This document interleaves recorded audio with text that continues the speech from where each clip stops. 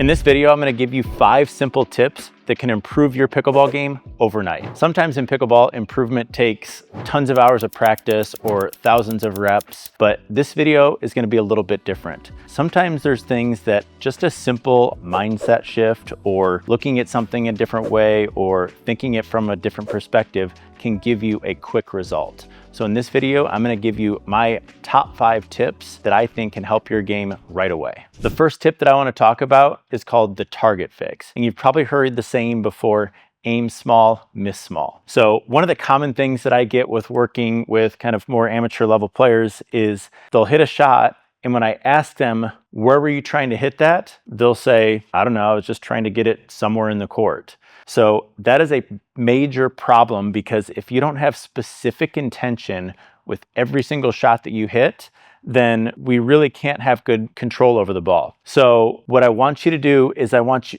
every single shot you hit, to have 3 intentions. Number 1, you're going to try to control the spin, so you know what type of spin you're hitting. Number 2, we're going to try to control trajectory. And number 3, we're going to try to control pace. If you can control all 3 of those things, then what we're going to end up is with a specific landing spot where we want the ball. So every time I touch the ball, I'm visualizing, do I want it top spin or under spin? How high do I want it? How hard do I want it? And then ultimately, that's going to end up in exactly where do I want the ball to land. Now, the importance of this is if you're doing this, you're giving yourself something to judge. You can judge success or non-success based on, oh, I hit that one a little bit too high, or I intended top spin, but it came off a little bit flat, or I was aiming for a spot, but I hit it too hard, okay? So the more information you're kind of giving your brain, the better you can judge your results. So the second tip that I have for you that I think can get you some immediate results is called the elbow push. So what we're gonna do is we're gonna focus on our hitting elbow. And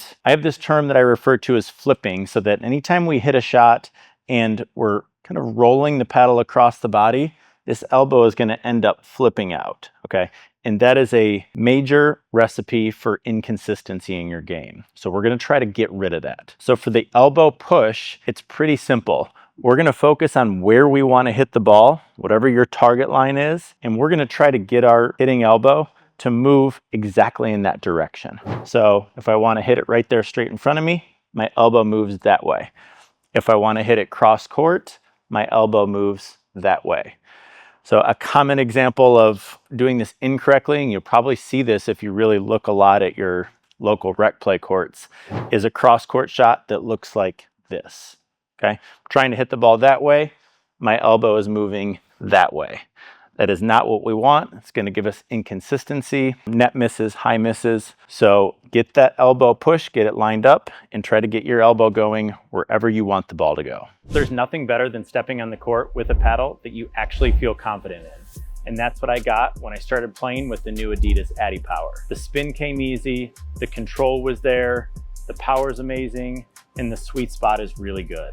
This paddle gives me the confidence to trust every shot in my arsenal. So if you want to check it out, use the link below or go to allracketsports.com and make sure to use the code SINCOLA10 at checkout. The next tip I have for you that I think will get you some immediate results is called the wrist set, okay? In order to be consistent, we need to be controlling what this paddle is doing.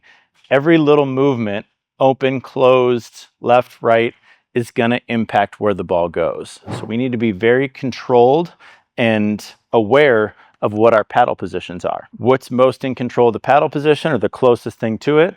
That's the wrist. And we need a steady, consistent wrist position to get consistent results, okay? So here's how this works. You're going to start in a ready position with what I would call neutral wrist position. Everybody's ready position is a little bit different, but you got to figure out kind of where your neutral is. There's different wrist positions for every shot, but we're just going to look at a simple forehand and backhand, okay? So the way that I do this is if I were going to hit a forehand dink, I'd take my starting position, I'd move my wrist to set my wrist position for a forehand dink. And now once I get there, that's the first thing that happens, that's going to lock out, okay? Once I'm in this kind of forehand wrist position, that locks out, and now I can execute my shot. And what I really want you to feel is that whatever you're setting as your wrist position, it feels exactly the same when you finish your swing, okay?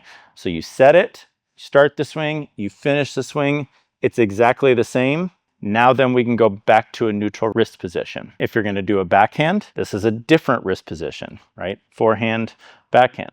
So I still gotta set this wrist position, then I lock it in, then I execute, and make sure it feels the same when I finish, and then I can go back to neutral. So give that a try. The next tip I have for you that I think is gonna give you immediate results, and if you've watched any of my past videos or any of my content, this is gonna sound like a broken record, but it is the split step. I talk about this so much because it is that important. The split step is what allows you to be ready to react to anything that's gonna happen on a pickleball court. So when I hit a shot, the ball travels over to my opponents and they're getting ready to hit. I don't know where they're gonna hit it.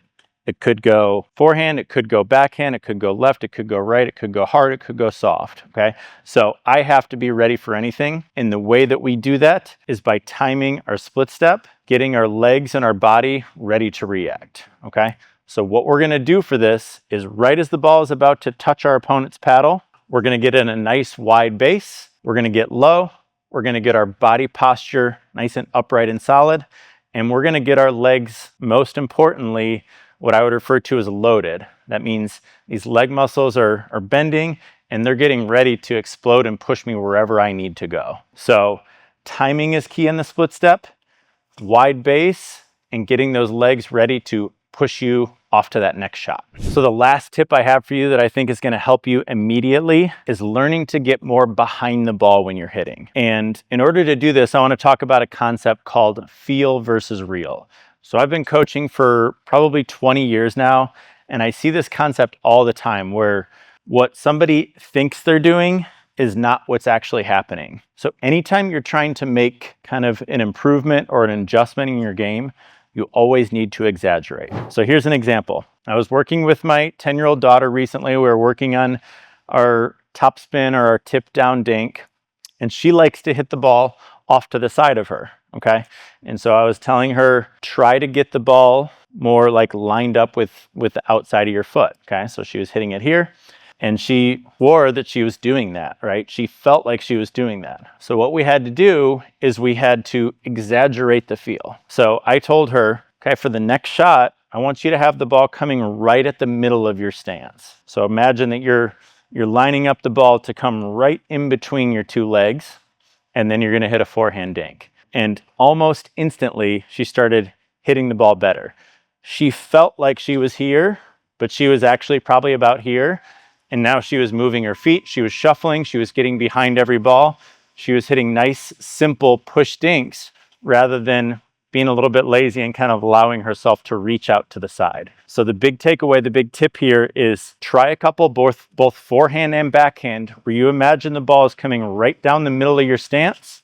You hit a forehand dink from there, or you hit a backhand dink from there, and you're gonna notice a lot more control when you're right behind the ball. Thanks for watching, guys. If you like this type of content, make sure you subscribe to see more. And do me a favor in the comments below, tell me what is the #1 struggle that you face in pickleball, and hopefully I can help you out in a future video.